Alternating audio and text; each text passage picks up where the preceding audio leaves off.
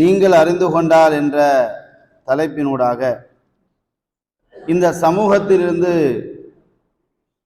கொஞ்சம் கொஞ்சமாக அகற்றப்படக்கூடிய ஒரு சிலருடைய செய்திகளை ஞாபகப்படுத்தி இந்த செய்தியை அகற்றக்கூடியவர்களிடம் இருந்து நாம் விடைபெற வேண்டும் என்பதற்காக இன்றைய குத்துபாவை அமைக்கலாம் என்று ஆசைப்படுகிறேன்.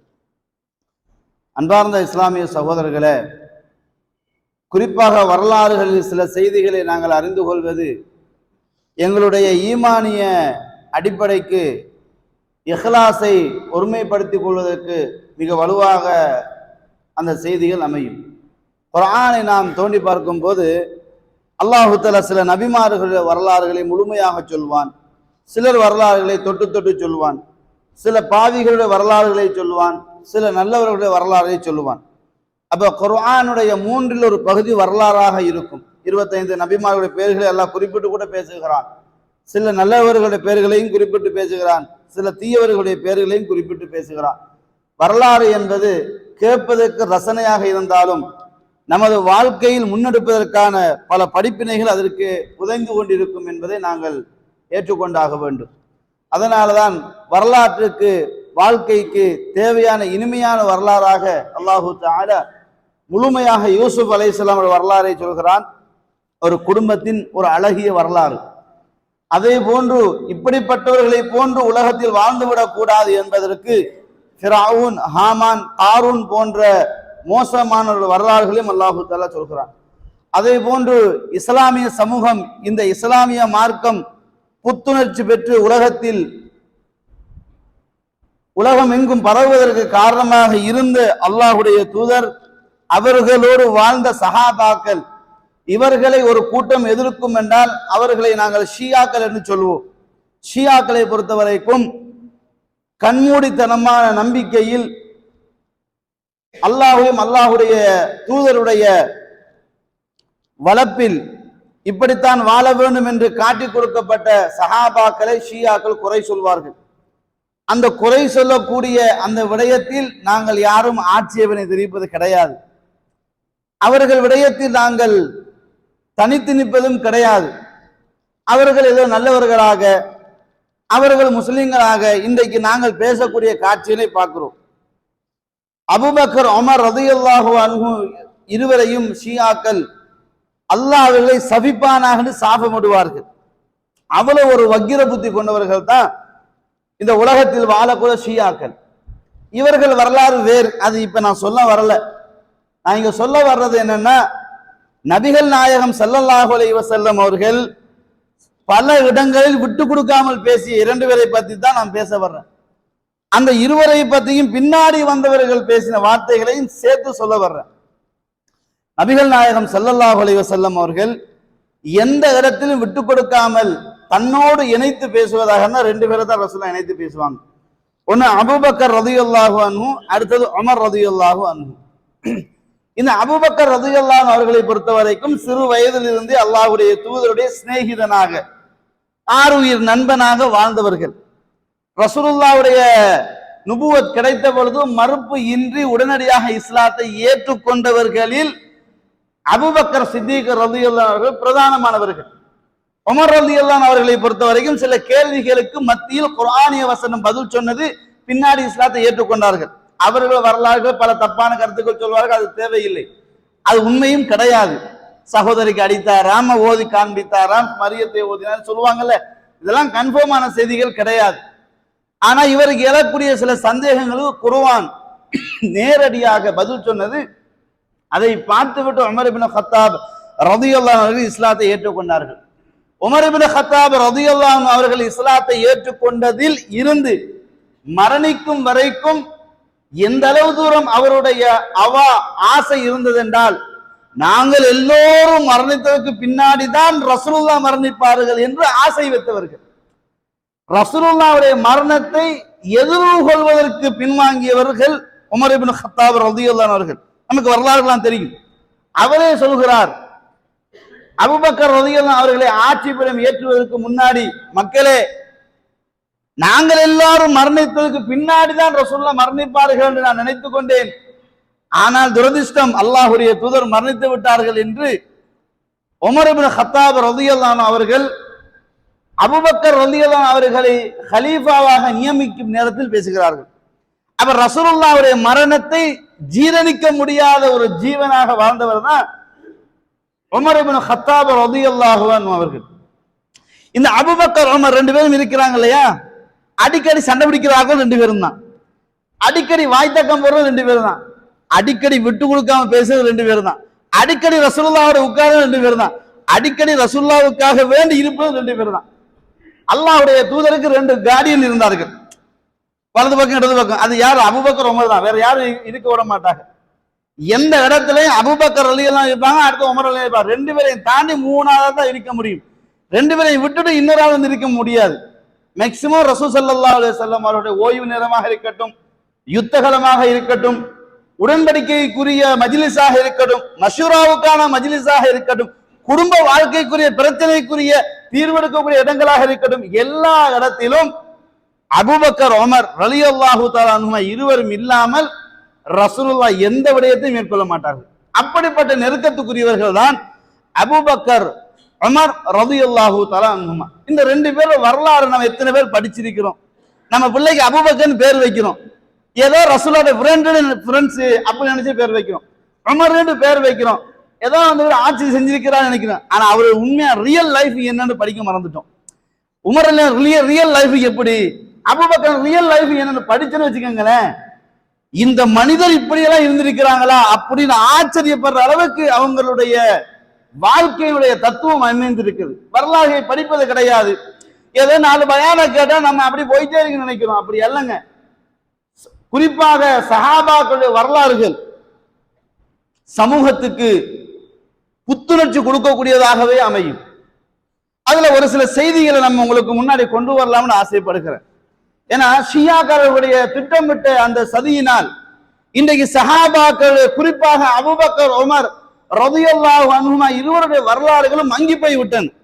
அந்த மங்குதலுக்கு காரணம் எங்களுடைய ஈமானிய வலுவிழந்ததுதான் காரணம். இல்லைன்னா கரெக்டா இருந்திருப்போம். ஏனென்றால் இஸ்லாமிய மார்க்கத்தின் சில சலுகைகள் கிடைத்தது அபூபக்கர் குடும்பத்தால் தான். இந்த தைமமுடைய சட்டம் இப்படி எல்லாம் வந்துச்சு. அதே சமயம் பெண்களுக்கான பாதுகாப்புடைய சட்டம் உமரோடாகத்தான் வந்துச்சு. புரியுதுங்களா? அப்ப இந்த அபூபக்கர் உமர் ரலியல்லாஹு அன்ஹு அவர்கள் இந்த மார்க்கத்துக்கு மிகப்பெரிய பங்கீடு செஞ்சிருக்கிறாங்க என்பதை புரிஞ்சு கொள்ள வேண்டும். அது மட்டுமல்லாமல் சில பின்பற்ற காலத்துல மக்களுடைய நிலைமைகள் திசை மாறி போகின்ற பொழுது அலி இப்னு அபீ தாலிப் சொன்னார், அல்லாஹ்வுடைய தூதருடைய சமூகத்தில் மிக விருப்பமான 2 பேர் எனக்கு இருப்பார்கள் என்றால் அது அபூபக்கரும் உமருமாகத்தான் இருக்க முடியும் என்று அலி இப்னு அபீ தாலிப் ரலியல்லாஹு அன்ஹு அவர்கள் அந்த சமூகத்துக்கு மத்தியில் சொல்கிறார்கள். அப்ப யோசித்து பாருங்கள், அலி இப்னு அபீ தாலிப் ரலியல்லாஹு அன்ஹு அவர்கள் உமர் இப்னு கத்தாப் மரணித்து விட்டார்கள். மரணித்து விட்டு இப்ப அடக்கம் செய்யணும் என்ற ஒரு பேச்சுவார்த்தை இருக்கிறது. முன்னாடி பேச்சுவார்த்தை முடிந்தும் இருக்கிறது. உமர் ரலியல்லாஹு அன்ஹு அவர்கள் குத்தப்பட்டு குறவுயிராக இருக்கும் போது தனக்கு ஒரு ஆசை ஒன்று வருகிறது. ஏன்னா அடிக்கடி அல்லாஹ்வுடைய தூதர் அன அபூபக்கர் உமர் அன அபூபக்கர் உமர் சொல்லிக் கொண்டிருப்பாங்க அல்லாஹ்வுடைய தூதர். அந்த ஒரு அபிலாஷையில ஆயிஷா ரலியல்லாஹு தஆலா அன்ஹா கிட்ட தன்னுடைய மகன் அப்துல்லாவை அனுப்புறாங்க. நான் மரணித்தால் ரசூலுல்லாஹ்வுக்கு பக்கத்துல என்ன அடக்கம் செய்யணும், அதுக்கு அம்மையார் அனுமதி கொடுப்பாங்களான்னு கேட்டுட்டு வாங்க, முன்னாடி சலாத்தை எத்தி வச்சிருங்க அப்படின்னு சொல்றாங்க. அப்ப போய் சலாத்தை சொல்றாங்க. என்ன உம்மா, அதாவது நபியினுடைய மனைவியை பார்த்து தாயாருன்னு அழைக்கிறாங்க. அழைத்து ஒரு செய்தி சொல்றாங்க, என்னுடைய தந்தை அவர் மரணித்தால் ரசூலுல்லாஹ்வுக்கு பக்கத்தில் அவரை அடக்க வேண்டும் என்று ஆசைப்படுகிறார், உங்கள் அபிப்பிராயம் என்ன என்று கேட்கிறார்கள். அதற்கு அம்மா ஒரு செய்தி சொல்றாங்க. என்ன சொன்னாங்க தெரியுமா? அல்லாஹ்வுடைய தூதருக்கு பக்கத்தில் என் தந்தை இருக்கிறார், அதற்கு பக்கத்தில் நான் இருக்க வேண்டும் என்றுதான் ஆசை வைத்தேன். ஆனால் உமர் கேட்டதனால் என்னால் மறுக்க முடியாது, அதனால் அந்த இடத்தை நான் அவருக்காக கொடுக்கிறேன். சுப்ஹானல்லாஹ். ஆயிஷா நான் என்ன ஆசைப்படுறாங்கன்னா, ரசூலுல்லாஹ் கணவர் அபூபக்கர் தந்தை, அந்த இடத்துல அடுத்து நம்ம தான் இருக்கணும். ஏன்னா அவ்வளவுதான் இடம், வீட்டு அளவே அவ்வளவுதான், அடுத்து நமக்கு தான் அந்த கபர் இருக்கணும் அப்படின்னு ஆசை வச்சாங்க ஆயிஷா நாயகி. ஆனா உமர் எல்லாம் முந்திட்டாங்க. முந்தி கேட்கும் போது அது ஆயிஷா நாயகம் மறுக்க முடியல. ஏன்னா ரசூல் ஸல்லல்லாஹு அலைஹி வஸல்லம் அவர்களும் அபூபக்கர் ரலியல்லாஹு அன்ஹு அவர்களும் உமர் இப்னு கத்தாப் ரலியல்லாஹு அவர்களும் அப்படி இருந்தவங்க. எந்த இடத்துல விட்டு கொடுக்க மாட்டாங்க, அப்படிதான் இருப்பாங்க. அப்ப இதுல கேட்டதுக்கு பின்னாடி அவங்க சொன்னாங்க, எனக்குன்னு தான் நான் வச்சிருந்தேன், ஆனா அபூபக்கர் உமர் முந்தினதுனால அவருக்கு நான் கொடுத்துடுறேன் அப்படின்னு சொல்லி அதை கொடுக்குறாங்க. இவர் சொல்றாரு தந்தைய, ஆயிஷா ரலியல்லாஹு தஆலா அன்ஹா உங்களுக்கு அந்த இடத்தை தந்துட்டாங்க. உமர் ரலியல்லாஹு மௌத்தா நேரம் சொல்றாங்க, கூப்பிட்டு என்னை கபரிட்டு தொழுவித்து அடக்கம் செய்யற நேரத்துக்கு முன்னாடி வீட்டுக்கு முன்னாடி கொண்டு வைத்து என் சலாத்தை மீண்டும் எத்தி வைத்து மீண்டும் ஒரு முறை அனுமதி கேட்டு அனுமதித்தால் அடக்கம் செய்யுங்கள், இல்லை என்றால் பொதுவாக முஸ்லீம்கள் எங்க அடக்கம் செய்யப்படுவாங்களோ அங்க கொண்டு நம்மளை அடைக்கிறீங்க, அவங்களை வற்புறுத்தாதீங்கன்றாங்க. சுப்ஹானல்லாஹ், எவ்வளவு ஒரு இலகிய மனசுன்னு பாருங்க. அந்த உமர் இப்னு கத்தாப் ரலியல்லாஹு அவர்கள் மரணப்படுக்கையில் இருக்கின்ற பொழுது சில சஹாபாக்கள் சொல்கிறார்கள், உங்களுக்கு பின்னாடி ஒரு ஆட்சியாளர் நியமிச்சுட்டு போல நல்லமே அப்படின்னு சொல்றாங்க. அதுக்கு என்ன சொல்றாங்க தெரியுமா? உங்க வாதப்படி நான் ஒரு ஆளை நியமிச்சேன்னு வச்சுக்கோங்க, என்னை விடவும் மிகச்சிறந்த அபூபக்கர் என்னை நியமித்தார், அதனால் நியமித்தேன் என்ற ஒரு முடிவை நான் சொல்லிவிடலாம். நான் நியமிக்காமல் போனால் என்னை விடவும் மிகச்சிறந்த அல்லாஹ்வுடைய தூதர் யாரை நியமிக்கவில்லை, அதனால் நான் நியமிக்காமல் போய்விடுவேன் என்று சொல்லிவிட்டு ஒரு செய்தியை சொல்கிறார்கள். இந்த பதவி, இந்த பொறுப்பு என்பது மிக வலுவான ஒன்று. எனவே இந்த ஆட்சி அல்லாஹு தஆலா எனக்கு சார்பாக ஏற்றுக்கொள்வானா, எனக்கு எதிர்ப்பாக ஏற்றுக்கொள்வானான்னு எனக்கு தெரியல. ஆனால் நடுநிலையாக அல்லாஹ் என்னை வைத்தால் போதும் என்று நான் ஆசை வைக்கிறேன் அப்படின்னு உமர் இப்னு கத்தாப் ரலியல்லாஹு அன்ஹு அவர்கள் சொல்கிறார்கள். யோசித்து பாருங்கள், ஆட்சியில உலகமே வியந்து போற ஆட்சி, உலகமே வியந்து போற ஆட்சி செய்தவர் யார்? உமர் இப்னு கத்தாப் ரலியல்லாஹு அன்ஹு அவர்கள். மரண தருவாயை சொல்கிறார்கள், மக்களே, எனக்கு பின்னாடி அல்லாஹுடைய தூதர் யாரை இந்த சமூகத்தில் சிறந்தவர்கள், அதாவது அஷரத்து முபஷரா, சுவர்க்கத்தை கொண்டு நன்மாராயம் சொல்லப்பட்டவர்கள் ரசூலா தீர்மானித்தார்களோ அவர்களில் ஒருத்தரை நீங்கள் தேர்வு செய்யலாம். அவர்களிடத்தில் நான் வேண்டிக் கொள்வது என்னவென்றால், இந்த இஸ்லாமிய சமூகத்துக்கு மத்தியில் ஆட்சிக்குள் இருக்கக்கூடிய முஸ்லிம் அல்லாத திம்மி காவிர்களை யாரும் மனசு நோக பேசிவிட வேண்டாம். சுப்ஹானல்லாஹ், யாரும் திம்மி காவிர்களை மனசு நோக பேசிவிட வேண்டாம். அவர்கள் விடயத்தில் நீங்கள் அத்துமீறி நடந்துவிட வேண்டாம். அவர்களை ஒருபோதும் நீங்கள் கஷ்டப்படுத்தி விடக் கூடாது என்று உமர் இப்னு கத்தாப் ரலியல்லாஹு அவர்கள் அடுத்த சமூகத்தின் மீது நல்லெண்ணம் கொண்டுதான் மூத்தா போனார்கள். யோசித்து பாருங்கள், அல்லாஹுடைய தூதருடைய பயிற்சி பாசறை வாழ்ந்த உமர் இப்னு கத்தாப் இப்படியெல்லாம் நடவடிக்கைகளை மேற்கொண்டார்கள். இப்போது உமர் அபூபக்கர் ரெண்டு பேரும் முரண்பட்ட இடங்களும் உடன்பட்ட இடங்களை நாங்கள் பார்க்க வேண்டும். ரசூல் ஸல்லல்லாஹு அலைஹி வஸல்லம் அவர்களுடைய வாழ்க்கையிலே சில அற்புதமான நிகழ்வுகள் நடந்திருக்கிறது. அதுல ஒரு செய்தி என்ன தெரியுங்களா? ஒரு முறை அபூபக்கர் உமர் ரலியல்லாஹு ரெண்டு பேரும் தர்க்கித்துக் கொள்றாங்க, விவாதம் ஏதோ ஒரு விதத்துல பேசிக்கொண்டிருக்காங்க. பேசிக்கொண்டிருக்கின்ற பொழுது அபூபக்கர் ரொம்ப கோபம் வந்துச்சு. உடனடியாக கோவிக்கிறது அபூபக்கர், கோபம் சட்டுன்னு வந்துடும். ஒரு வார்த்தைக்கு கூட பேசினா கோபம் வந்துடும். அது யாரு எவன்னு பார்க்க தெரியாது. அப்படிப்பட்டவர் அபூபக்கர். ஆனா நம்ம கேள்விப்பட்டது என்ன? ரொம்ப சொஃப்டான மனுஷன், யார் முகத்திலையும் ஏசாத ஒருத்தர் நம்ம கேட்போம். ஆனா அவருடைய அடுத்த சைட் என்ன தெரியுமா? சட்டுன்னு கோபம் வரும். ஆனா அதே மாதிரி இறங்கிடும், அவ்வளவுதான். அதை வச்சுட்டு பழி வாங்கணுமே, காண்ற இடத்துல அவனை குறை சொல்லணுமே, இதெல்லாம் அபூபக்கருக்கு கிடைச்ச பழக்கம் இல்லை. அவடத்த கோபம் அவடத்த முடிஞ்சிடும். அப்ப ரெண்டு பேரும் ஒரு வாய்த்தாக்க என்ன பிரச்சனை தெரியல, அபூபக்கர் ரொம்ப கோபப்பட்டு ஏசிட்டாங்க. யாருக்கு? உமர் ஏசிட்டாங்க. ஏசின உடனே ரிப்ளை பண்ணாம உமர் வீட்டுக்கு ரிட்டர்ன் ஆயிட்டாங்க. இவர் ரிட்டர்ன் ஆகின்ற பொழுது அபூபக்கர் யோசிக்கிறாங்க, கொஞ்சம் ஓவரா தான் ஏசிட்டோமோ அப்படின்னு சொல்லிட்டு மன்னிப்பு கேட்கிறாங்க. நான் என்ன மன்னிச்சுக்கங்க. இவர் கோபத்துல திரும்ப வீட்டுக்கு போறாரு. அவர் வர்றதை கண்டும் முகத்துக்கு நேராக கதவை அடைச்சிட்டு உழுக்கு போயிட்டாரு. இப்ப இவர் மன்னிப்பு தானே கேட்டு போனார், பின்னாடி அவர் மன்னிக்கல. அதே வர ரசூலோட வராங்க. இவங்க எப்படி வராங்க தெரியுமா? அதை ரசூல்லா கண்ணெதிரே பார்த்து அழகாக சொல்கிறார்கள். அதை சஹாபி சொல்கின்ற பொழுது நான் ரசூலுல்லாவோடு இருந்தேன். அந்த நேரத்தில் அபூபக்கர் சித்திக் ரலியல்லாஹு அன்ஹு அவர்கள் தனது ஒரு பக்க ஆடையை தூக்கி பிடித்து கொண்டு வந்தார்கள். முடங்கால் விளங்குது, முடங்கால் விளங்குற அளவுக்கு ஆடையை தூக்கி பிடிச்சு வேகமா வாராது. இதை பார்த்து நபிகள் நாயகம் ஸல்லல்லாஹு அலைஹி சொன்னார்கள், இதோ உங்கள் தோழர் ஏதோ ஒரு விவாதத்தை பண்ணிவிட்டு வருகிறார்.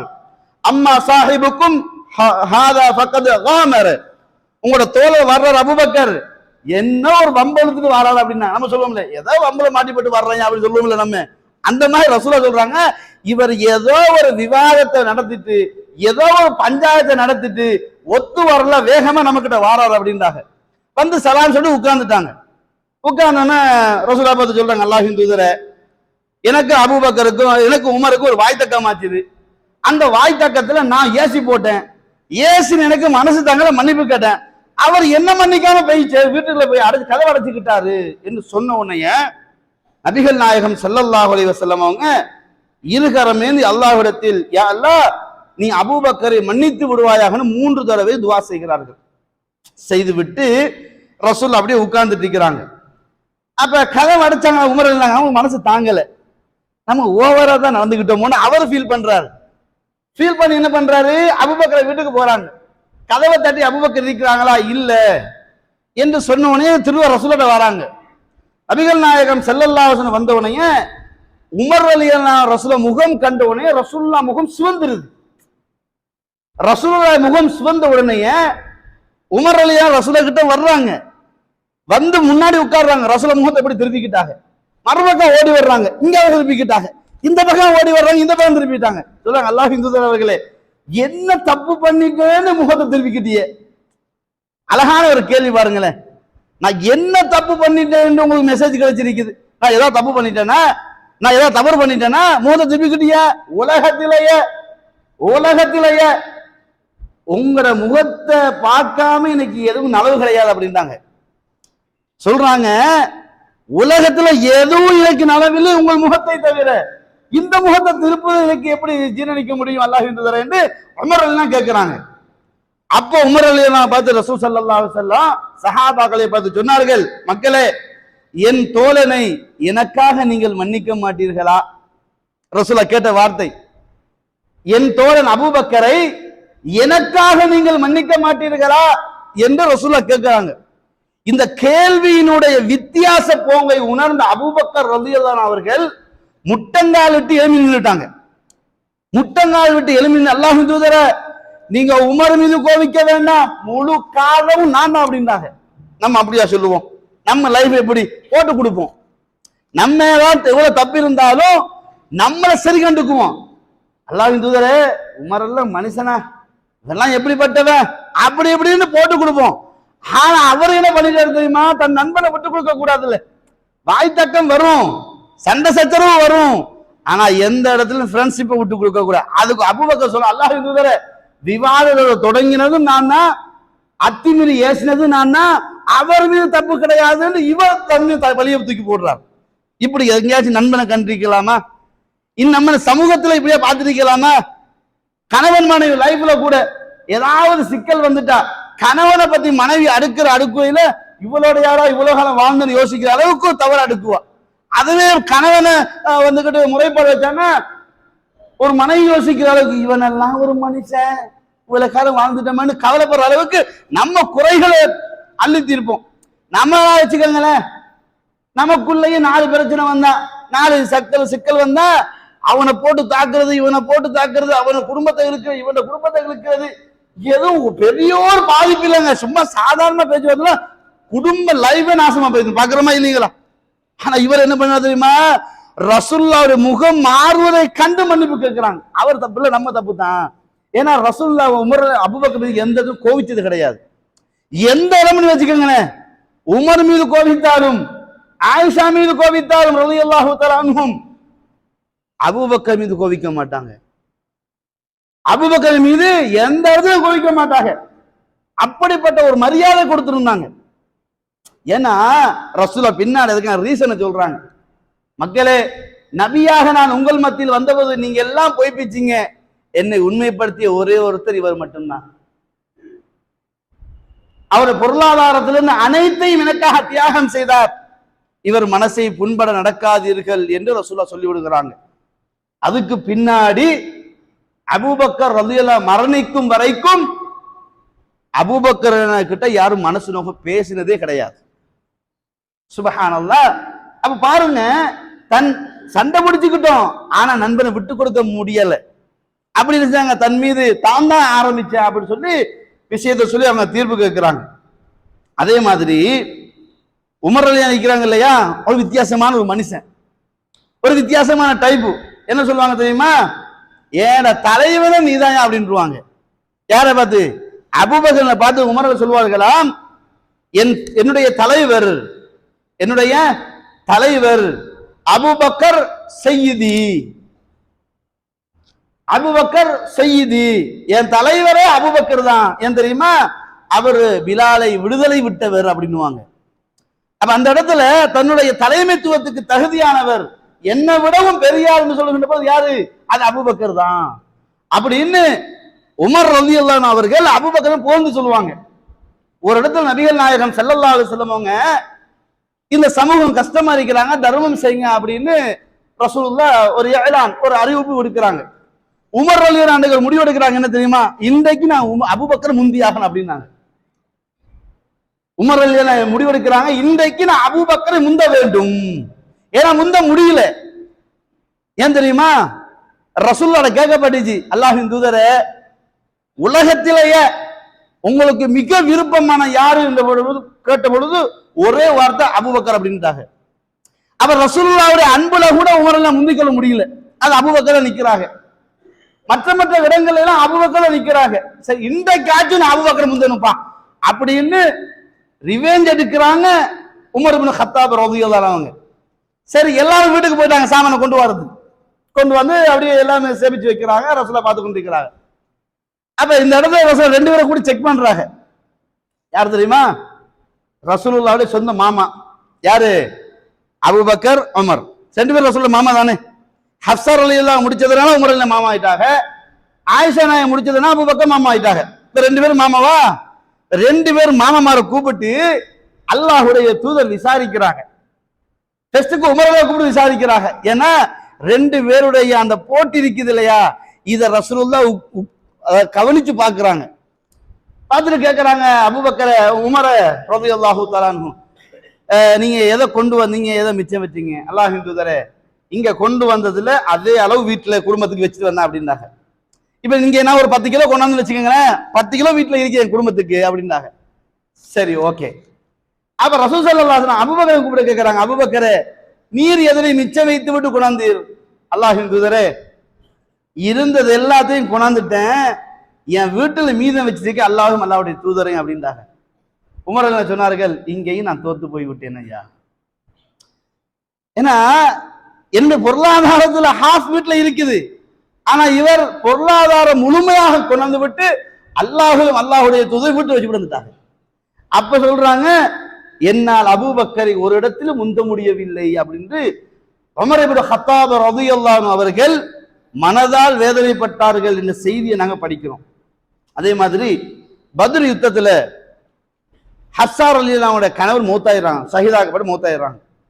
இப்ப தன்னுடைய மகள் ஹப்ஸாவினுடைய தனிமை உமர் இப்னு கத்தாபை ரொம்பவும் மன வேதனைப்படுத்துகிறது. அப்ப முதலாவது அபூபக்கரை சந்திக்கிறாங்க. சந்திச்சு, என் மகளை நீங்க முடிச்சு கொள்றீங்களா? ரெண்டு பேரும் சில இடங்களை சண்டை பிடிச்சுக்குவாங்க. ஒரு இடத்தை பாருங்களேன், குர்ஆன் வசனமே அவங்க ரெண்டு பேரும் எச்சரிக்கை செய்தது.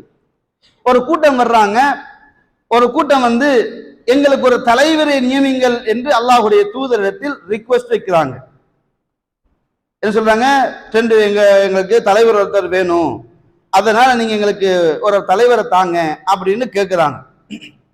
கேட்கும்போது அபூபக்கர் முன்னாடி, இப்ப உமர் இருக்கிறாங்க, அபூபக்கர் இல்ல சஹாபாவும் இருக்கிறாங்க, ரசூலுல்லாஹ் இருக்கிறாங்க. கேள்வி ரசூலுல்லாஹ் கிட்ட தான், ஆனா பதில் அடுத்தடுத்து வருகிறது. அபூபக்கர் சொல்றாங்க, அல்லாஹ்வின் தூதர் அவர்களே, கஅகா இப்னு மஅபத நீங்க இவங்க தலைவரா கொடுத்துருங்க. உடனடியாக உமர் எழுதுறாங்க, அவருக்கு மாற்றமா சொல்றாங்க, இல்ல அக்ரா இப்னு ஹாசிபை நீங்க தலைவரா வச்சிருங்க என்று சொல்றாங்க. இவர் சொல்றது இவரை வைங்கன்னு, இவர் சொல்றது அவர் செட் ஆகாது இவரை வைங்கன்னு. உமர் அபூபக்கரும் கோபம் வந்துட்டு கேட்கிறாங்க, ஏன் உமரே நான் எதை சொன்னாலும் அதுக்கு ஒப்போசிட்டா பேசுறதே உன் புலப்பா போச்சுதான் கேட்கிறாங்க. நான் என்னத்தை சொன்னாலும் அது சரிகான்ற பிறகு உனக்கு ஒரு காலம் வராதையா. நான் எதை சொன்னாலுமே அதுக்கு மாற்றம் தான். இந்த பத்ர் யுத்தத்தை பொறுத்த வரைக்கும் ரசூல்லா கேட்கிறாங்க, இந்த 70 என்ன செய்வோம்? அபூபக்கர் என்ன சொன்னாங்க? மன்னிச்சு விடுவோம்டாங்க. உமர் என்ன செய்வாங்க? கொண்டே தீரணும் அப்படின்ட்டாங்க. எந்த இடத்துல அபூபக்கருக்கு எகேன்ஸ்டா நிக்கிறான் உமர் மட்டும்தான், மத்த எல்லாம் சைலண்ட் ஆயிடுவாங்க. அவ இவர் மாறி கேட்கிறாரு, என்னப்பா உமர் எல்லா இடத்துலயும் இப்படி குரோஸ் ஆகிட்டா இது என்ன நிலைமை? இவர் சொல்றாரு, நான் எங்கேயா குரோஸ் ஆனேன்? நீ ஒரு கருத்தை சொன்ன, நான் ஒரு கருத்தை சொன்னேன், என்னோட 2 பேருக்கு வாய் தக்கம் ஆயிடுச்சு. முன்னாடி ரசூலா உட்கார்ந்துட்டு இருக்கிற வாய் தக்கம் ஆயிடுச்சு. அல்லாஹ் உடனடியாக வசனத்தை இருக்கிறான், யா அய்யுஹல்லதீன ஆமனு லா துகத்திமு பைன யதஹில்லாஹி வ ரசூலி. அல்லாஹ் ரசூல் இருக்க போக உங்களுக்கு இது தேவையில்லாத வேலை. அல்லாஹ் கேட்கிறான், உங்ககிட்ட ஐடியா கேட்கலையே, உங்ககிட்ட மஷூரா கேட்கலையே, கேட்டது அல்லாஹ்வுடைய தூதர்னா அவர் தான் பேசணும். நீங்கள் அல்லாஹ்வுடைய தூதரை விட உங்க சத்தத்தை உயர்த்துவது உங்கள் நல்ல அமல்களை நாசமாக்கி விடும் என்று குர்ஆன் அல்லாஹ் தெளிவா சொல்றான். இதை கேட்டு வேறொரு சஹாபி அழுதுட்டே போயிட்டாரு. இந்த வசனம் இறங்கிச்சா, லா தர்ஃபவு அஸ்வாத்தக்கும் ஃபௌக சௌத்தின் நபி. இதை கேட்டவுடனே இன்னொரு சஹாபி ஒரே அழுக. யாரு? சாபித் இப்னு கைஸ் ரலியல்லாஹு அழுதுட்டு போயிட்டாங்க. வீட்டை உட்கார்ந்து அழுதுட்டு இருக்கிறாங்க. அபூ மூஸா சரி பக்கத்துல வராங்க, அழுக சத்தம் கேட்குது. குத்து பாக்குறாங்க, யாரு? சாபித் இப்னு கைஸ் ஓன்னு பொம்பளை மாதிரி அழுதுட்டு இருக்கிறாரு. கேட்கிறாங்க, என்னப்பா அழுதுட்டு இருக்கிற? நான் தான் நரகவாதியா போயிட்டேன் அப்படின்னாங்க. ஏப்பா அப்படி சொல்ற? இந்த வசனம் இறங்கினுச்சு இல்ல, அது எனக்கு தான் அப்படின்னா. ஏன்னா அந்த இடத்துலயே ரொம்ப சத்தமா பேசுற இவர் தான். நம்மள 4 பேர் இருப்பாங்கல்ல, எல்லாரும் சைலண்டா பேசுற, இவர் சத்தமா பேசுவார். அவர் நினைச்சிட்டாரு சத்தம் பேசினத்தை நாடி அல்லாஹ் தஆலா என்ன தண்டிச்சிட்டான் அப்படின்னு இந்த மெசேஜ் கிடைச்சதுன்னு இவர் வர்றாரு. அல்லாஹ்வின் தூதரே, உங்களுக்கு தெரியாத ஒரு செய்தி நான் சொல்லட்டுமான்னு கேட்கிறாங்க. என்னப்பா? சாபித் இப்னு கைஸ் தன்னை நரகவாதியாக சொல்லி அழுது கொண்டிருக்கிறார். ரசூலுல்லாஹ் சொன்னார்கள், இல்லையப்பா அது அவருக்காக இறங்கினதல்ல, இந்த அதிக 2 பேரு அபூபக்கர் இவங்களுக்காக இறங்கின வசனம். அவர்கிட்ட சொல்லுங்க, அவர் சுவர்க்கவாதின்னு நன்மாராயம் சொல்லுங்கள் என்று நபிகள் நாயகம் ஸல்லல்லாஹு சொல்லி அனுப்புறாங்க.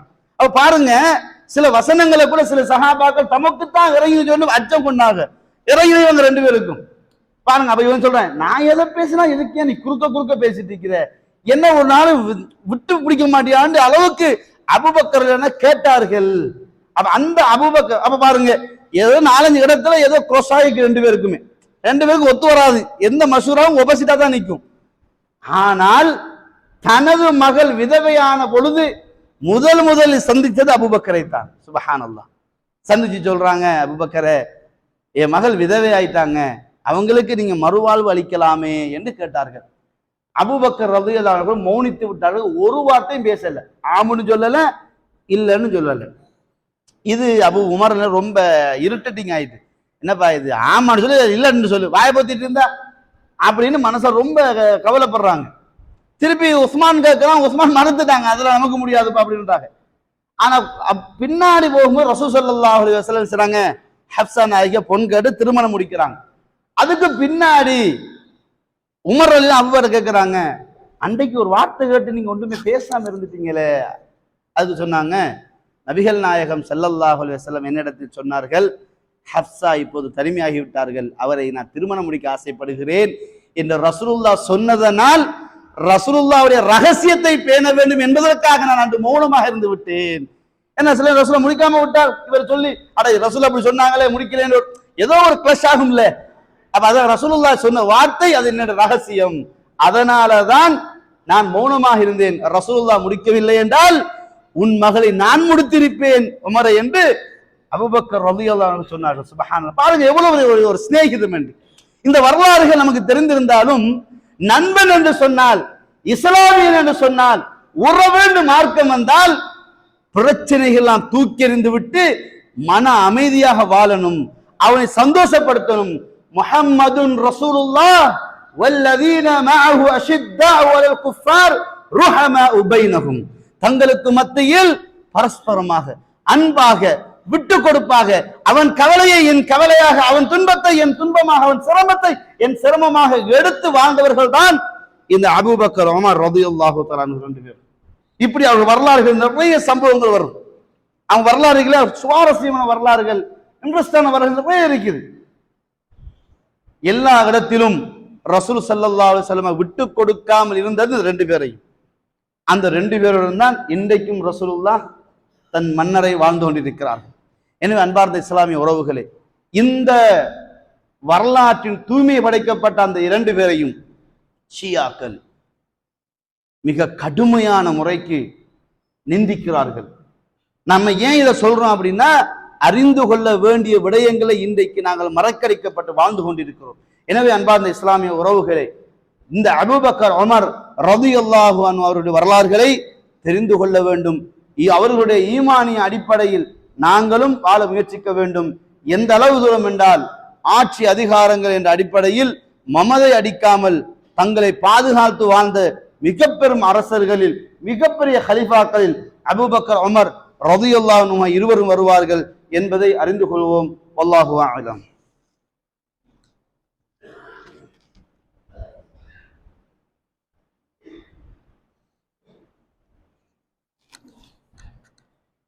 அல்ஹம்துலில்லாஹி ரப்பில் ஆலமீன் வல்ஆகிபத்து லில்முத்தகீன் வலா உத்வான இல்லா அலல் ஸாலிமீன் வஸ்ஸலாத்து வஸ்ஸலாமு அலா அஷ்ரஃபில் அன்பியாஇஹி வல் முர்ஸலீன் வஅலா ஆலிஹி வஸஹ்பிஹி வமன் தபியஹும் பிஇஹ்சானின் இலா யௌமித்தீன். அம்மா பஅத். எல்லாம் வல்ல அல்லாஹு தஆலாவின் நல்லடியார்களே, நெருங்கிய சகோதரர்களே, அபூபக்கர் ரலியல்லாஹு அன்ஹு அவர்களுடைய ஆட்சிக்குரிய தலைவராக இருக்கும் போது, உமர் இப்னு கத்தாப் ரலியல்லாஹு அன்ஹு அவர்கள் ஆட்சி தலைவராக இருக்கும் போதும் 2 முக்கியமான செய்திகளை சொல்லி முடிக்கலாம்னு ஆசைப்படுகிறேன். அபூபக்கர் ரலியல்லாஹு அன்ஹு அவங்க அடிக்கடி சண்டை பிடிக்கிறவங்க. முன்னுக்கு யார் இருக்கிறாங்கன்னு கூட அவதானிக்காம நடந்துருவாங்க. ஒரு முறை ரசூலுல்லாஹ் வீட்டுக்கு அபூபக்கர் வர்றாங்க. ரசூலுல்லாஹும் ஆயிஷாரையும் சண்டை பிடிச்சு கொண்டிருக்கிறாங்க. ரசூலுல்லாஹ் ஒன்றை சொல்ல, அதுக்கு ஆயிஷானை ஒப்போசிட்டா பேசியே இருக்கிறாங்க. ரசூலுல்லாஹ் ஒன்றும் பேசல. அபூபக்கர் கோவம் வந்து குட்டாங்க. ஒரு அறை உண்டு மகளுக்கு அரைஞ்சு போட்டு சொன்னாங்க, உனக்கு இருக்கலாமா, மரியாதையாக அல்லாஹ்வுடைய தூதரோடு இருங்க, இல்லாட்டி அவங்க வாப்பா வீட்டுக்கு போய்த்திருங்க. பேசினது யாரு? வாப்பா. அப்ப ரசூலுல்லாஹ் நேசத்தை பாருங்க. மகள் எல்லாம் துச்சமா மதிச்சாங்க. ரசூலுல்லாஹோட இருக்கிறாங்கன்னா ரசூலுல்லாஹ் கட்டுப்பட்டு தான் இருக்கணும், சண்டையெல்லாம் முடிக்க கூடாது. ஏன்னா ஆயிஷானா அது வேற டைப். அதை எடுக்க போனாலும் 2 ஹவர் பிடிச்சிருவாங்க. அவங்களோட வரலாறு பார்த்து பேச போனா இப்படி ரசூலுல்லாஹ் அடிக்கடி என்ன செய்வாங்க, கோபப்படுவாங்க. ரசூலுல்லாஹ் முன்னுக்கு இருந்தாலும் தன்னை அடிமைக்கு அடிச்சு வச்சிருவாங்க. அப்படிப்பட்ட ஒரு டக்குன்னு கோபம் வர்றவங்க. ஆட்சிக்கு வந்தவனையே, ஆட்சி வந்தா நம்மளாக 2 கொம்பு முளைச்சிரும். பள்ளி தலைவர்னால இன்னமும் அவர் வானத்தில் விழுந்தவர் ஃபீலிங் நமக்கு எல்லாம். இந்த விட்டு கொடுக்க மாட்டோம், சகிப்புத்தன்மை கிடையாது, நான் தான் பெரிய ஆளுங்கிற மமதை இருக்குமா இல்லைங்களா? இந்த சமூகத்தை பார்க்கறோமா இல்லைங்களா? ஆனா உலகத்துக்கே ஹலீஃபாவாக வர்றாங்க அபூபக்கர் ரலியல்லாஹு அன்ஹு. அவங்க பாத்தீங்கன்னா, அவர் தேவையான டைம் அல்லாத நேரங்களில் 2-3 கற்களை தூக்கி வாக்கி வச்சுக்குவாங்க, கல்லை தூக்கி வாக்கி வச்சிருவாங்க. அப்ப கேட்டாங்க, ஹலீஃபா அவர்களே, ஏன் நீங்க கூழாங்கற்களை வாய்க்குள் வைக்க வேண்டும் என்று கேட்டார்கள். அதுக்கு சொன்னாங்க, ஆட்சியில இருக்கும் போது ஏதாவது ஏடாகுடமா 4 பேருக்கு ஏசிடுவோம் பாரு, அதுக்கு நான் பயப்பட்டு தான் வாய்க்குள்ள கல்லை வச்சுட்டு இருக்கிறேன்னு நாங்க. சுபஹானல்லாஹ். யோசித்து பாருங்களேன். அப்ப தலைமை பதவிக்கு வருகின்றவங்க எவ்வளவு சைலண்டாகவும், எவ்வளவு அமைதியாகவும், எவ்வளவு நுணுக்கமாகவும் சமூகத்தை அவதானிக்கணும்னு. நம்ம அப்படி நடக்கிறோமா? பள்ளிகளும் உலமாக்களுக்கு, மௌலைமார்களுக்கு மதிப்பு கிடையாது. தலைவர் அவருக்கு தலை இருக்காது, செயலாளருக்கு பொறுப்பு இருக்காது, பொருளாதாரருக்கு மண்டை இருக்காது, முகத்துல தாடி இருக்காது, ஒன்றும் கிடையாது, இபாதா தொழுகை ஒன்றும் கிடையாது. ஆனா சஹாபாக்களை பொறுத்த வரைக்கும் என்னால் அடுத்தவன் மனசு வந்துடக்கூட வாய்க்குள்ள கல்ல வைத்திருந்த ஒரு தலைவரை உங்களால் காட்ட முடியுமா? அபூபக்கரை காட்ட முடியும். அதே சமயம் உமர் ரலியல்லாஹு ஆட்சி காலம். பொதுவாக உமர் ரலியல்லாஹு சமூகத்தை வலம் வருவாங்க. யார் எப்படி இருக்கிறாங்க, என்ன நிலைமை, எப்படி சாப்பிட்டாங்க, தின்னாங்க, குடிச்சாங்களா, குடும்பம் எப்படி இருக்குன்னு ஃபுல்லா பார்த்துட்டு வருவாங்க. அப்படி வருகின்ற நேரம் தொழுகை நேரமாச்சு, கியாமுல் லைல் தொழுகை நேரமாச்சுது. தொழுகைக்காக ரெடியாகும் போது ஒரு சிறு குழந்தை அழுது கொண்டு இருக்கிறது. அப்ப உமர் சொல்றாங்க, ஏமா அந்த புள்ள அழுது பார்க்க மாட்டீங்களா? அந்த தாய் கணக்கு இருக்கு, சும்மா விட்டுட்டாங்க. புள்ள இன்னும் அழுது கொண்டிருக்கு. திருப்பி சொன்னாங்க, ஏமா உன் பிள்ளைய பாருமா அழுது கொண்டிருக்குது. அந்த தாய் சொன்னால், அல்லாஹ் மீது ஆணையாக ஹலீஃபா உமர் இப்னு கத்தாபை நான் மறுமையில் விடமாட்டேன் என்று சொன்னாங்க. இதை கேட்ட உடனே உமர் தூக்கி போட்டுட்டது. என்னடா இந்த பொம்பளை நமக்கு ஏசுறா, என்னம்மா பிரச்சனைன்னு கேட்டாங்க. அவருடைய ஆட்சிக்கு நாங்கள் இருக்கிறோம், உணவில்லாமல் இருக்கிறோம். என் குழந்தை உணவில்லாமல் பசியோடு அழுகிறது, நான் அவரை விடமாட்டேன் என்று சொன்ன பொழுது தொழ நினைத்தவர் ஓட்டம் பிடிக்கிறார் வீட்டுக்கு போய்த்து ரசானாவில் இருந்து உணவு மாவு அதெல்லாம் எடுத்துட்டு மூட்டையை தோல்ல சுமக்கிறாங்க. அப்ப அவருடைய வேலையால், கலீஃபா அவர்களே அதை தாங்கள் நான் சுமந்து வருகிறேன் என்று கேட்டார்கள். அதற்கு கலீஃபா உமர் என்ன கேட்டாங்க தெரியுமா? இதை உன்னால் சுமக்க முடியும், மறுமையில் இப்படிப்பட்ட பிரச்சனை உன்னால் சுமக்க முடியுமா என்று கேட்டார்கள். இல்லை, எனவே என் பிரச்சனை நான் சுமக்கிறேன். இன்றைக்கு நம்ம எப்படி நடக்கிறோம்? முஅத்தினை பார்த்து, முஅத்தின் அங்க தூசிக்கு துடைக்கலையா நம்ம கேட்கிறோம். அதன் லைட் பத்தல கவனிக்க மாட்டீங்களா நம்ம கேட்கிறோம். அதன் ஃபேன் சுத்துது ஓபன் பண்ண மாட்டீங்க நம்ம கேட்கிறோம். அல்லாஹுடைய தூதர் வர்றாங்க, கிபிலாவுக்கு முன்னாடியே சளி துப்பப்பட்டிக்கு அதை ஒரு கல்ல எடுத்து சுரணி போட்டு வீசி போட்டு இப்படி செய்யாதீங்கப்பான்னு போனாங்க. பிலால கூப்பிட்டாரா, பிலால பார்த்து செய்யலன்னு கேட்டாங்களா? நமக்கு எதுக்குங்க தலக்கணம் பிடிச்ச வேலைங்க, நம்ம எல்லாம் அப்படித்தானே நடக்கிறோம். அப்போ உமர் ரலியல்லாஹு அவர்கள் தான் சுமந்து கொண்டு வந்து தான் விறகு தேடி அடுப்பு பத்த வைத்து மாவை குலைத்து ரொட்டி சுட்டு கொடுத்து விட்டு அந்த தாயை பார்த்து சொன்னார், தாயே இதுவரைக்கும் ஏசின உமர் தான் நான், என்னை மறுமையில் பிடித்து விடாதே. அல்லாஹ் அக்பர். இதுதான் அபூ பக்கர் உமர் ரலியல்லாஹு அன்ஹுமா. இந்த வரலாறுகளை படித்து நமது வாழ்க்கையை மாற்றக்கூடிய பாக்கியத்தை எல்லாம் வல்ல அல்லாஹு தஆலா நம் அனைவருக்கும் அருள் செய்வானாக. ஹாதா இல்மி வல் இல்மு இன்தல்லாஹ் வஸ்தக்ஃபிரூஹு இன்னஹு ஹுவல் கஃபூருர் ரஹீம்.